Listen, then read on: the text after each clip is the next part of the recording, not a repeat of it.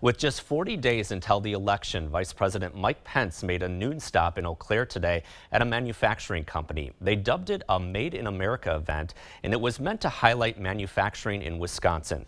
Pence toured the Midwest manufacturing company with Ivanka Trump.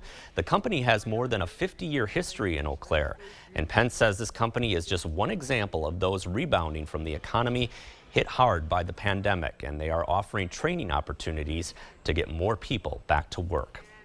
And News 8 Now's Martha Kolaski was at today's event and had a one-on-one interview with the vice president. They talked about everything from a second term for the Trump administration to La Crosse being listed as a hotspot for coronavirus cases. And she joins us now with more. Martha. Thanks, Mike. Well, Vice President Pence was in Eau Claire to talk mostly about manufacturing and jobs, as we mentioned earlier. But we were also able to go beyond today's topic to focus on some other issues, too, with this exclusive interview.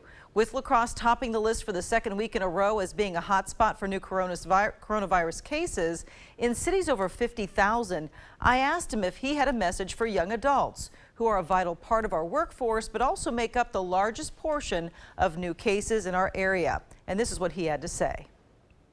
President Trump and I believe it's important to get our kids back to school, whether that's K through 12 or whether it's back on university campuses. But now that they're back, we're seeing some rise in cases. We're supporting mitigation efforts, but our main message to young people, no one of which would ever want to expose someone who's vulnerable to a serious outcome from the coronavirus, is to those campuses where we see an outbreak, that we're encouraging colleges and universities to keep students on campus while they engage in the mitigation.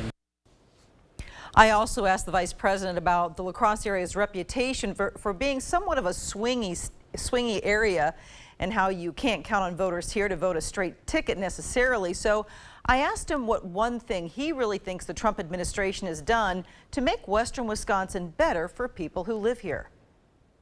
In President Trump, the people of Wisconsin saw in the last 4 years a champion for workers and a champion for farmers, and I truly do believe as they go into the ballot place, or if they cast that absentee ballot here in the Badger State, they're going to know that to bring this economy all the way back and then some, we need 4 more years of President Donald Trump in the White House. Now, I was only allowed to ask 3 questions, so for my last question, I wanted to address the division in our country. So I asked if he, along with President Trump, were elected for a second term, what could they do as leaders to unite people as opposed to the division we see right now? And he sees prosperity and security as a way to unify people. I think that by lifting up, opening doors of opportunity in education and job opportunities for our African-American neighbors and families, as we support increased law enforcement and public safety to bring law and order to the streets of our city, that will be a pathway forward to bringing our nation together. Prosperity and security will come with 4 more years of President Donald Trump.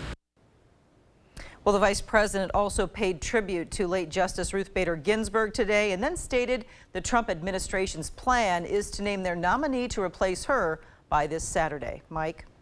Thanks a lot, Martha.